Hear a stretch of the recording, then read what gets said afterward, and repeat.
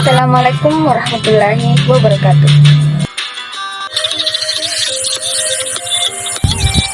Halo guys, perkenalkan nama saya Nur Asisa, NIM 0919080221015, Program Pendidikan Bahasa Indonesia.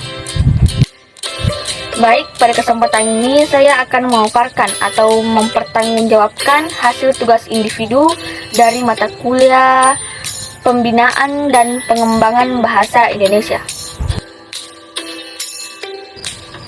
Baik, langsung saja materi pertama yaitu konsep dan pola pembinaan bahasa Indonesia dalam lingkungan sekolah. Yang pertama yaitu pengertian pembinaan bahasa Indonesia.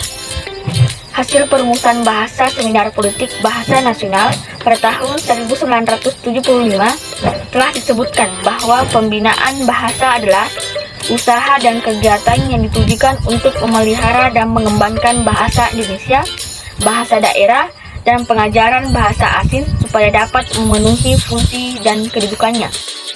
Yang kedua yaitu tujuan pembinaan bahasa Indonesia.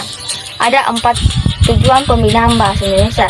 Yang pertama yaitu penumbuhan sikap, kemudian yang kedua yaitu meningkatkan kegairahan, kemudian ketiga yaitu meningkatkan keikutsertaan, kemudian yang keempat yaitu meningkatkan mutu bahasa. Materi kedua yaitu landasan kebijakan pembinaan dan pengembangan bahasa Indonesia.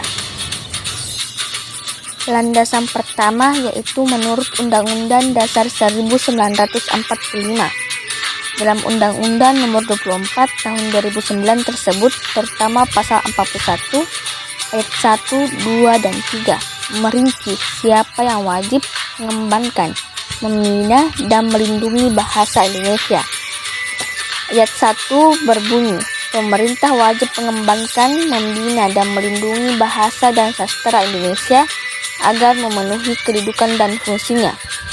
Ayat 2, pengembangan, pembinaan, dan perlindungan sebagaimana dimaksudkan pada ayat 1 dilakukan secara bertahap, sistematis, dan berkelanjutan oleh lembaga kebahasaan.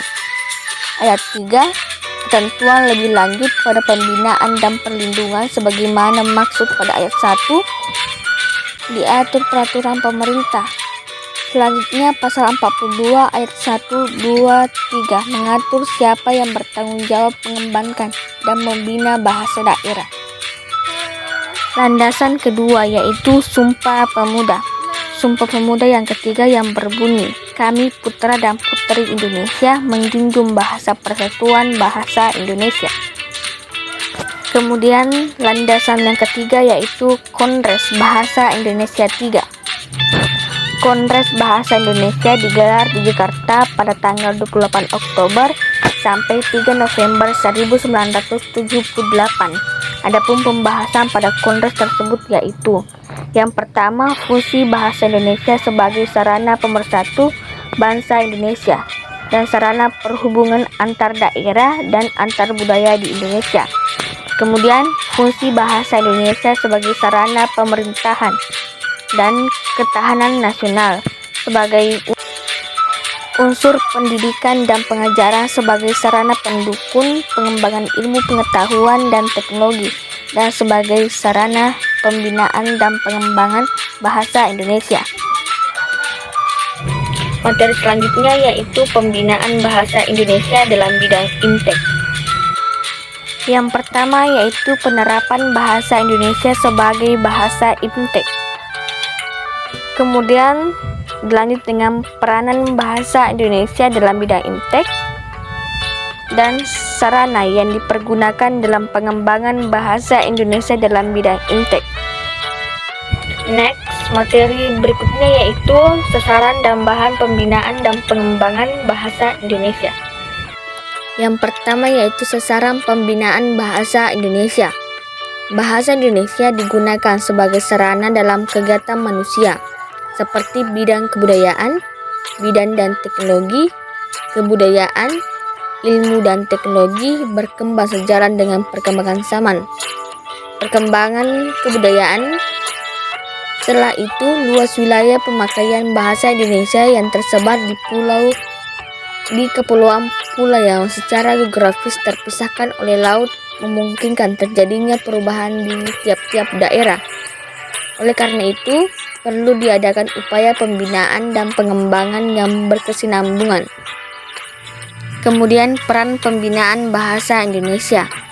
Pembinaan bahasa Indonesia sebagai sebuah proses dilaksanakan dalam berbagai usaha seperti pengajaran bahasa Indonesia. Pembinaan bahasa Indonesia pada dasarnya memiliki peran. Yang pertama yaitu memperkenalkan ciri-ciri dan membangkitkan penghargaan pada bahasa Indonesia baku dan bahasa Indonesia non-baku. Yang kedua, memperkenalkan ciri-ciri fungsi berbagai varian bahasa Indonesia lebih yang ada sehingga pengajaran bahasa Indonesia lebih relevan untuk anak didik dan memperkecilkan jarak antara sekolah dan masyarakat.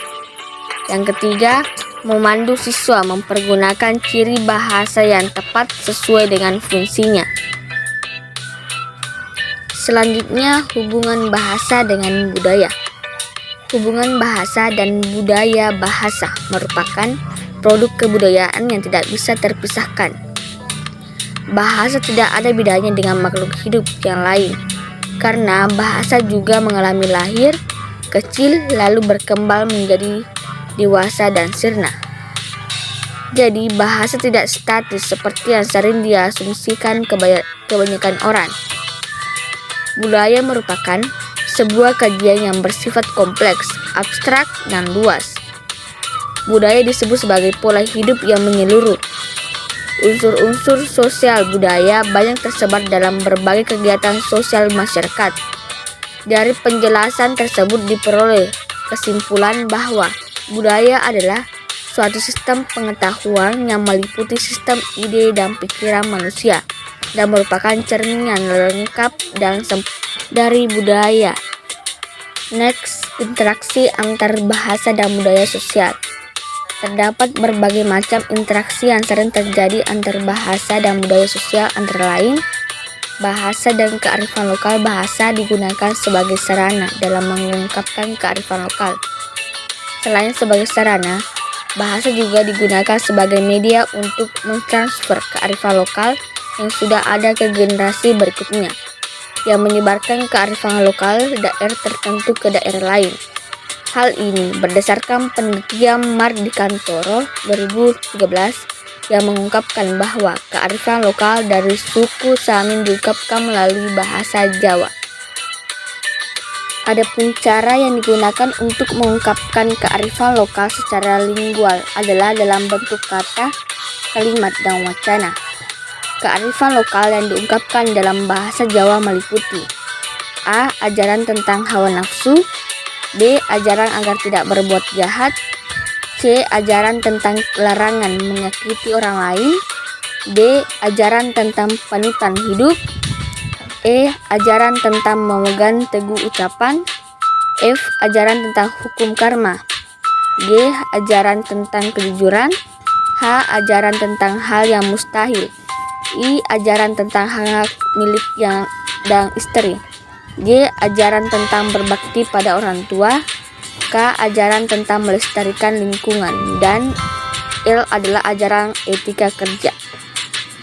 Jadi, bahasa dan budaya dalam wacana jurnalistik berdasarkan hasil penelitian Arif 2010 menunjukkan bahwa inklusivitas karakteristik nilai budaya Indonesia yang ditemukan dalam aspek makro, subaspek, tematisasi, dan struktur tematis WJBBI atau wacana jurnalistik berita bahasa Indonesia adalah yang pertama, humanistis, yang kedua, kosmosentris, yang ketiga, harmoni, yang keempat, kolektivisme, yang kelima, eksklusivitas antara karismatisme dan rasionalisme, yang keenam, pragmatisme, dan yang ketujuh, atomisasi, religiositas, dan filosofi.